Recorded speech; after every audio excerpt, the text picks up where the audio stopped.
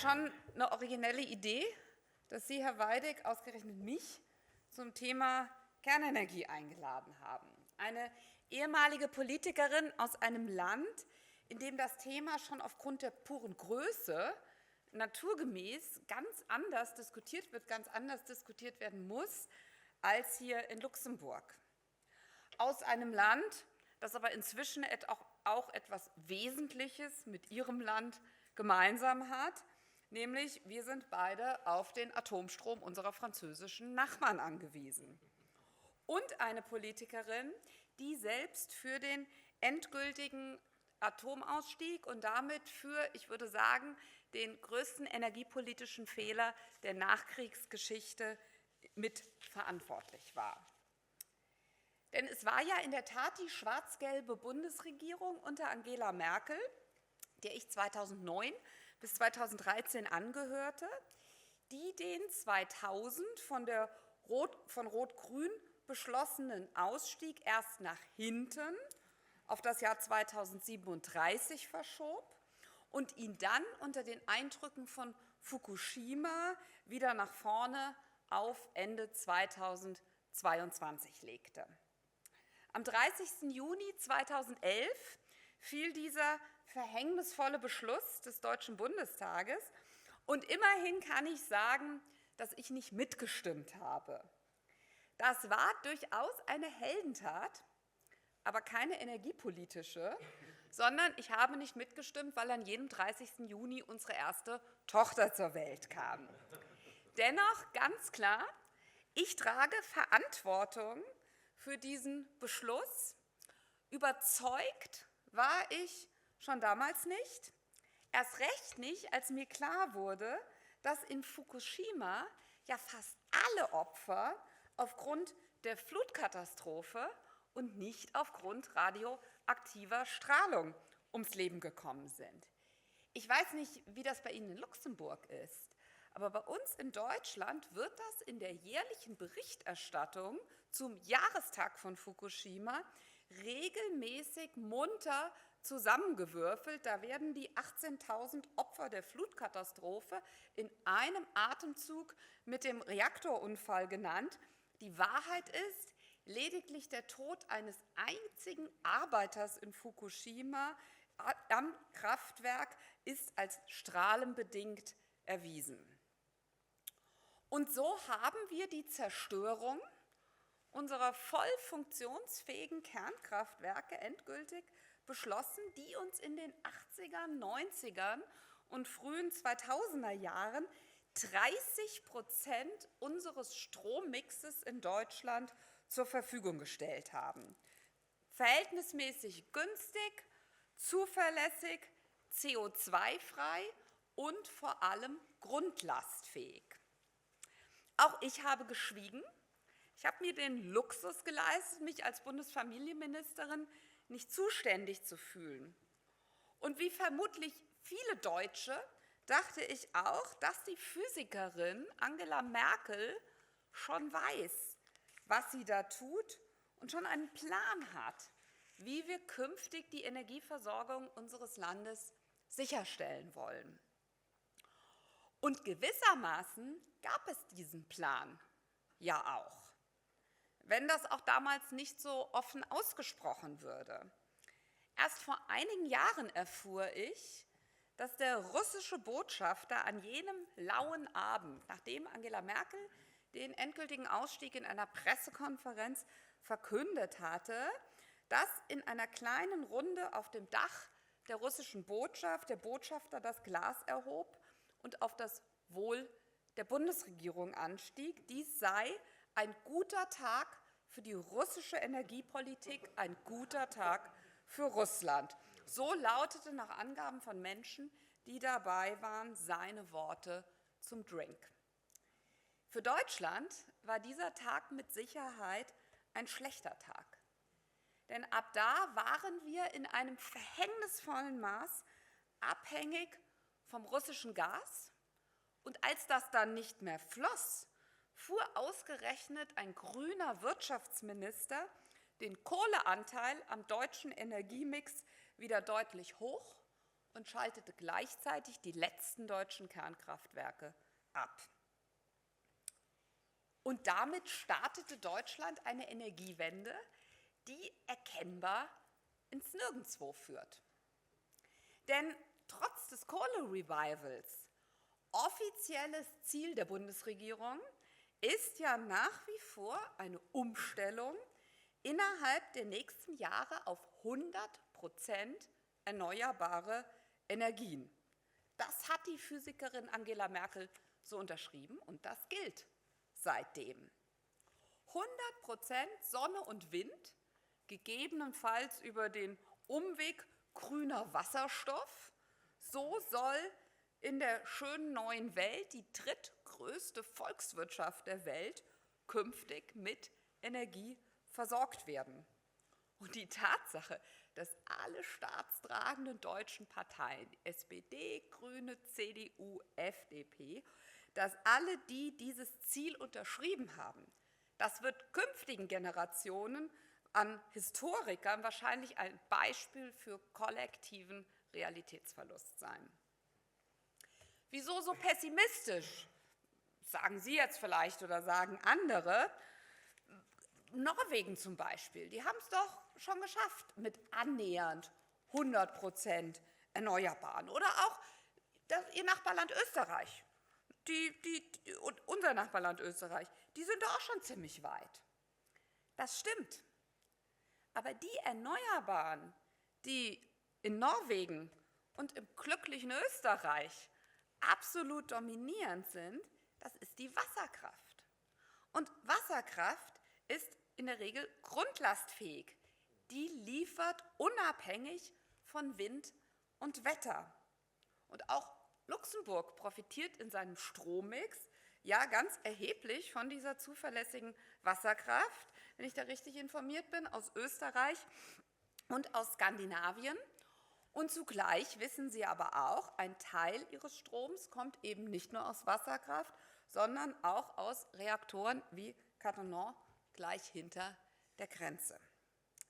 In Deutschland sollen 100% Erneuerbare, aber mit volatiler Wind- und Sonnenenergie funktionieren. Dabei gibt es ja immer wieder mal Tage und im Winter gelegentlich auch mal Wochen, in denen der Wind nicht weht und die Sonne nicht scheint. Und dann brauchen wir entweder eine gigantische Kapazität an Speichern, und ja, hier gibt es große Fortschritte. Dennoch, die derzeit größte Batterie der Welt steht mit 3.300 Megawattstunden derzeit in Kalifornien. Und sie könnte den Bedarf von Deutschland in einer ganz normalen Nacht, in der die Erneuerbaren nicht liefern, ganze 4, nicht 4 Stunden, ganze 4 Minuten sichern. Von einer Lösung dieses Problems über Speicher sind wir also Lichtjahre entfernt und Menschen, die davon wesentlich mehr verstehen als ich, da sagen manche auch, über Speicher werden wir das niemals lösen können. Erneuerbare brauchen also immer die Ergänzung durch eine grundlastfähige Energie. Und da haben wir genau 3 zur Auswahl: Kohle, Gas oder Atom. Und aus der Atomenergie sind wir bereits ausgestiegen, aus der Kohle wollen wir aussteigen und mittelfristig soll es angeblich auch ohne Gas gehen. Und das alles bei einer ja doch möglichst weitgehenden Elektrifizierung von Wohnen, Verkehr und Industrie, wie sie der angestrebte Ausstieg aus den Fossilen ja erfordert und wie es sich zum Beispiel auch Luxemburg auf die Fahnen geschrieben hat. Meine Damen und Herren, wie bitte soll das nur mit Wind und Sonne funktionieren? Unser ehemaliger Wirtschaftsminister Robert Habeck von den Grünen hat diese Frage beantwortet in seinem Konzept Strommarktdesign der Zukunft. Das ist noch von der letzten Bundesregierung. Da heißt es auf Seite 13 ganz beiläufig, das Stromsystem geht von inflexibler Nachfrage und ihr nachfolgender Erzeugung über in ein System flexibler Nachfrage die variabler Erzeugung folgt. Meine Damen und Herren, das heißt übersetzt, dass wir bisher eine fixe und regelmäßige Nachfrage nach Strom hatten und dass die Erzeugung, also das Angebot, danach sich gerichtet hat. Da aber Wind und Sonne nur noch in der Lage sind, mal viel, mal wenig Strom zu liefern und dass sich jetzt künftig die Nachfrage danach richten soll. Strom soll also primär nur noch dann verbraucht werden, wenn er zur Verfügung steht, wenn also der Wind weht und die Sonne scheint. Und das mag bei der Waschmaschine bei uns zu Hause ja noch so eben funktionieren, dass sie sich smart nach dem Angebot richtet, wobei das bei einer wochenlangen Dunkelflaute auch schnell unappetitlich wird.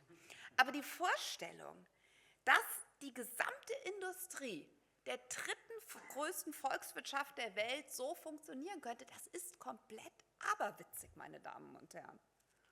Es ist nichts anderes als der Weg in die offenkundige Energiearmut. Und unter der Ampel wurde ja genau das, Energiearmut, ja auch gesetzlich kodifiziert. Das Energieeffizienzgesetz sieht 40% weniger Energieverbrauch in Deutschland bis 2040 vor. Was wir dabei aber komplett ignorieren, was auch in der öffentlichen Debatte komplett ignoriert wurde, Energie bedeutet Wohlstand. Es gibt weltweit einen klaren Zusammenhang zwischen dem Energieverbrauch und der Wirtschaftsleistung. Vielleicht kennen Sie diese beeindruckende Achse. Da ist auf der Y-Achse der Energieverbrauch abgetragen und auf der X-Achse der Wohlstand.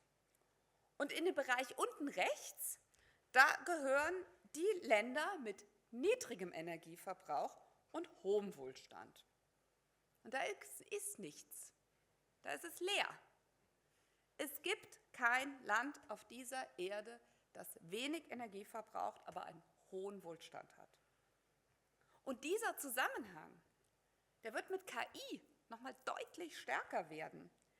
Denn KI braucht ja nochmal deutlich mehr Energie und wird unseren Energiehunger nochmal deutlich erhöhen.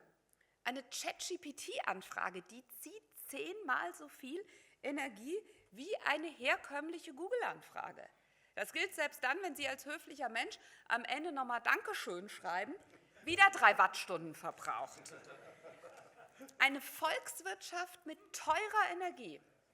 Und da hilft es auch nichts, wie wir es jetzt in Deutschland machen, den Energiepreis mal ein paar Jahre künstlich runter zu subventionieren, sondern der unsubventionierte Energiepreis, der muss günstig sein.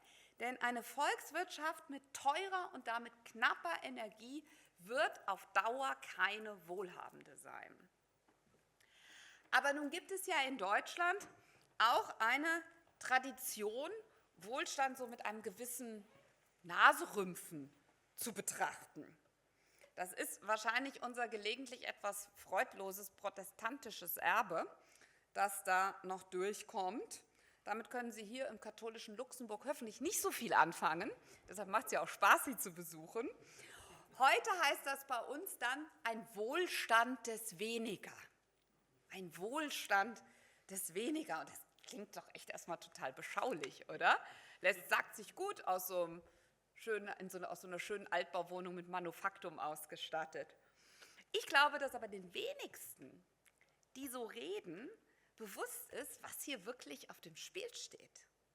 Wohlstand bedeutet ja nicht, dass man jetzt einfach nur mal für ein Wochenende nach Mallorca fliegt. Darauf mag man zur Not noch verzichten können. Sondern am Wohlstand hängt die medizinische Versorgung eines Landes, damit auch die Lebenserwartung. Am Wohlstand hängt die Güte unseres Bildungssystems. Am Wohlstand hängt die Qualität unseres Wohnens. Und viele Dinge, die gerade auch dem linksliberalen Bürgertum so wichtig sind, wie Elternzeit, Sabbaticals, das hängt doch auch alles am Wohlstand. Und in einem gewissen Maß hängt wahrscheinlich auch unsere Demokratie am Wohlstand. Ich zumindest glaube nicht, dass es mit dem gesellschaftlichen Zusammenhalt und mit demokratischen Prozessen noch so wahnsinnig gut stehen wird, wenn breite Bevölkerungsschichten Wohlstandsverluste erleiden oder auch sich abgehängt fühlen. Die Kosten einer solchen radikalen planwirtschaftlichen Energiewende, die sind also immens. Und sie könnten dazu führen, dass unser Land in jeder Hinsicht ein ärmeres wird. Zumal sich die Debatte dann ja auch schnell ins Freiheitsfeindliche drehen wird. Man könnte sagen, einen Kipppunkt erreichen wird. Denn ist es nicht ungerecht, wenn sich Reiche immer noch teure Flüge, große Häuser, individuelle Mobilität leisten können, während das allen anderen aufgrund immer höherer Energiekosten nicht mehr möglich ist? Der langjährige Direktor des Potsdamer Instituts für Klimaforschung, Hans-Joachim Schellenhuber, hat bereits einen entsprechenden Vorschlag gemacht. Er schlug vor 3 Jahren vor, man könne ja jedem Bürger ein CO2-Budget von 3 Tonnen jährlich zur Verfügung stellen. Wenn man bedenkt, dass jeder Deutsche derzeit für durchschnittlich 8 Tonnen CO2-Emissionen verantwortlich ist, in Luxemburg sind es sogar 11 Tonnen jährlich, dann wird einem klar, was das bedeutet. Eine radikale Einschränkung der privaten Lebensführung, wie wir wohnen, wie wir heizen, wie wir uns fortbewegen, wie und wahrscheinlich eher ob wir in den Urlaub fahren, wie wir reisen, wie wir essen, all das stünde unter CO2-Vorbehalt.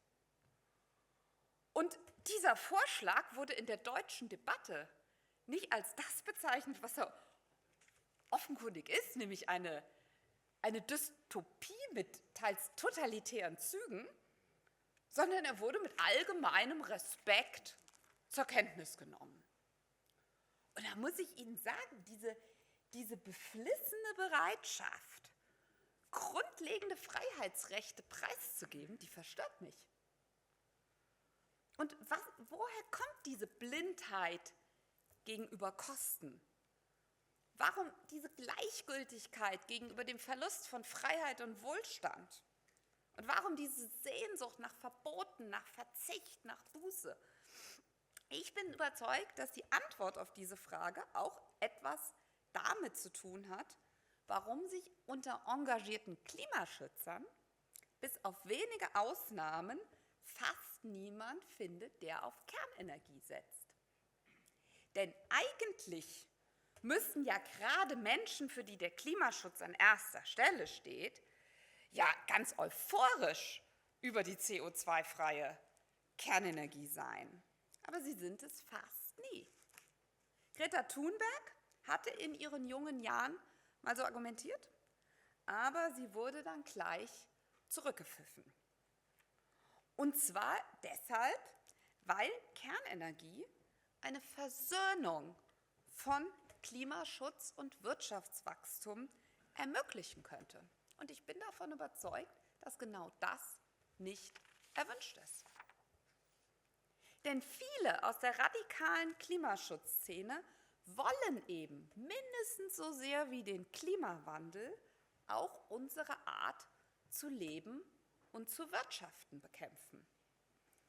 Und mit Klimaschutzfragen haben diese Aktivisten einen wirkmächtigen Hebel gefunden, das verhasste kapitalistische System zurückzudrängen.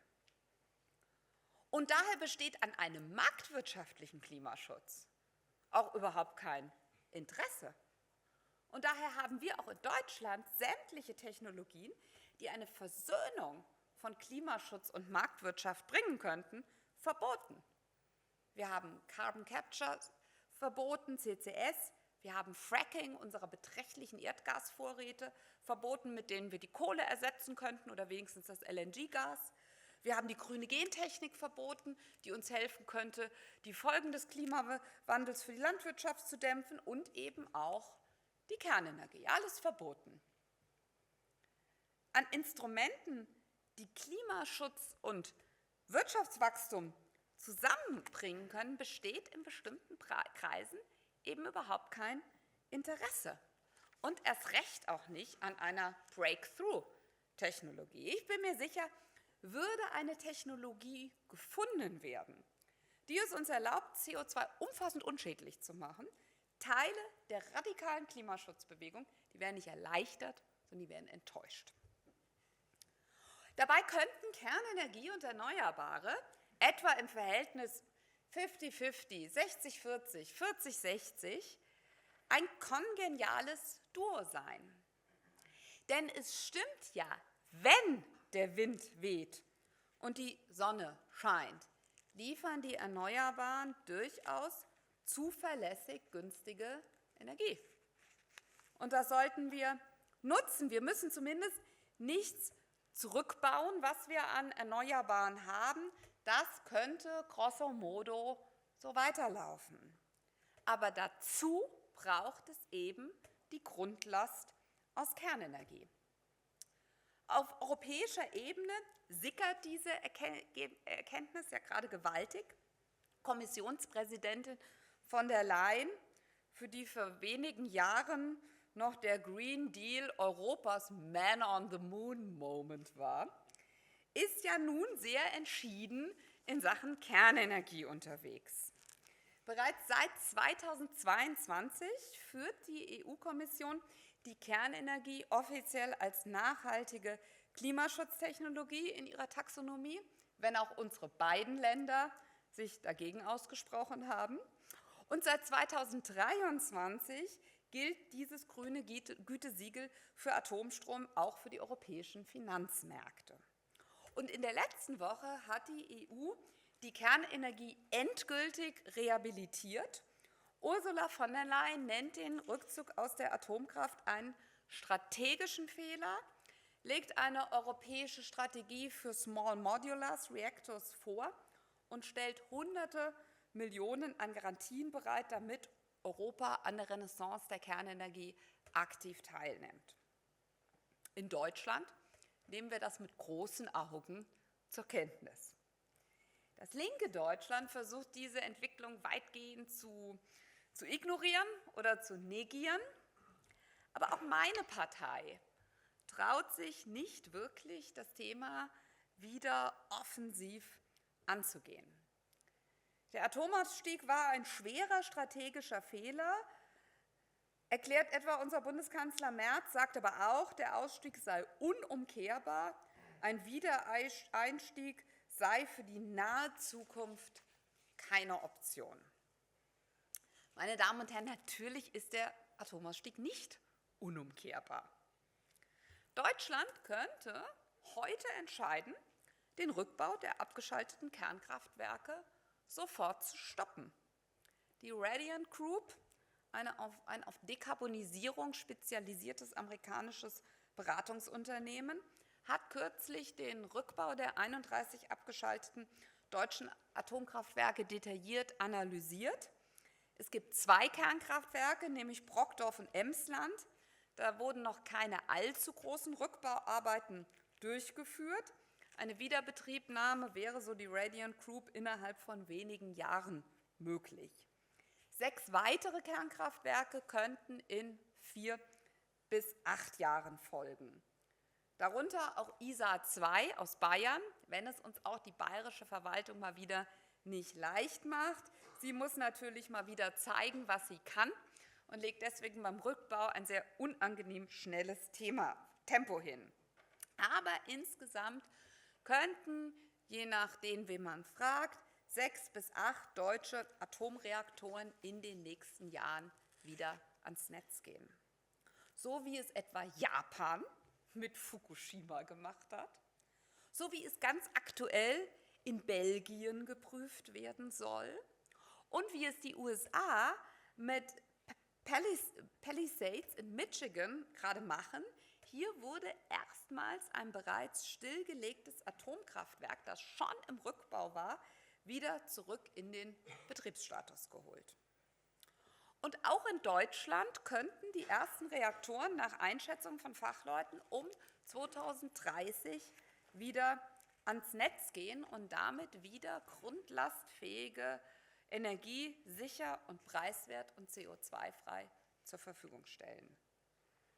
Und wenn man dann bedenkt, dass diese 8 Reaktoren noch relativ jung sind, im Durchschnitt so etwa 40 Jahre alt, und weiß, dass weltweit gerade Genehmigungen für 80 Jahre erteilt werden, dann heißt das, diese AKWs könnten noch einige Jahrzehnte lang liefern. Und das wäre ehrlich gesagt eine Perspektive, die auch potenzielle Investoren wieder aufhorchen lassen würde. Gleichzeitig sollten wir aber auch in den Neubau einsteigen. Ob jetzt Small Modulars oder große Meiler der Generation 3+, da traue ich mir kein abschließendes Urteil zu. Aber mit Sicherheit könnten wir auch international lernen. China etwa baut neue AKWs derzeit serienmäßig und konnte so Baudauer und Kosten ganz erheblich senken. Für all das müsste das Atomgesetz wieder geändert werden, logisch. Und die Endlagerfrage müsste natürlich ebenfalls endlich geklärt werden. Aber die Wahrheit ist ja, hier sollte es in der Vergangenheit gar keine Lösung geben. Denn die angeblich unlösbare Endlagerfrage, die war ja das Lieblingsargument der AKW-Gegner. Eine rot-grüne niedersächsische Landesregierung hat sogar mal ganz dreist ziemlich offen in ihren Koalitionsvertrag geschrieben, dass die Endlagerfrage erst dann wirklich angegangen werden soll, wenn der Atomausstieg beschlossen ist. Mit dieser bewussten Verschleppung hat man natürlich auch wiederum Risiken in Kauf genommen. Und ich kann mir vorstellen, dass wenn Sie, so wie Sie hier in Luxemburg, täglich auf Cattenom blicken, dass man da auch ein feines Gespür für Risiken hat. Und gerade deswegen lohnt der Blick auf moderne Sicherheitskonzepte und Endlagerlösungen in Europa. Finnland ist am weitesten. Das Endlager befindet sich in der Testphase und soll noch dieses Jahr in den regulären Betrieb gehen. Die Schweiz plant ziemlich konkret an der deutsch-Schweizer Grenze, da hätte man ja auch mal auf die Idee kommen können, was gemeinsam zu machen. Und Frankreich hat mit Cegeo den Standort beschlossen. Und gerade hat die Atomaufsicht ein positives technisches Gutachten zu den Sicherheitsnachweisen vorgelegt und damit ist ein weiterer Schritt auf dem Weg zur Genehmigung erreicht. Meine Damen und Herren, technisch ist also viel möglich. Über Fragen der Wiederaufbearbeitung, ob wir wirklich den ganzen Atommüll wirklich unter die Erde bringen sollten oder vielleicht sogar noch gebrauchen können, haben wir noch gar nicht gesprochen. Das machen wir vielleicht gleich auf dem Podium. Aber wessen es jetzt wirklich bedarf, das ist der Mut der Politik. Der Bereitschaft, sich auch in aggressiven Diskussionen zu behaupten mit Argumenten. Auch groß angelegte Kampagnen durchzustehen. Und sich auch von einem breiten Widerstand, der wahrscheinlich von Kirchen, NGOs, Teilen der Medien getragen wird, nicht beeindrucken zu lassen. Dies ist nach meiner Überzeugung vor allen Dingen die Aufgabe konservativer und liberaler Parteien, man könnte auch sagen marktwirtschaftlicher Kräfte. Aber vielleicht schaffen wir es ja auch sogar, auch an stolze gewerkschaftliche und sozialdemokratische Traditionen anzuknüpfen, die ja viele Jahre lang Technologie, unter Helmut Schmidt etwa, als etwas gesehen haben, was das Leben von Menschen besser machen kann. Und ganz vielleicht kriegen wir ja auch eine Allianz mit Klimaschützern hin, so wie sich die finnischen und zunehmend auch die norwegischen Grünen inzwischen pro Kernkraft positionieren. Aber unsere eigentlichen Verbündeten, das sind die Bürger. Denn sie spüren ja immer deutlicher, was Wohlstandsverluste, was Deindustrialisierung bedeutet. Und die Erkenntnis sickert, dass das etwas mit einer falschen Energiepolitik zu tun hat. Es gibt immer wieder Erhebungen, die zeigen, dass seit einigen Jahren es inzwischen in Deutschland wieder Mehrheiten pro Kernenergie gibt. Und jetzt liegt es an uns, daraus etwas zu machen. Herzlichen Dank.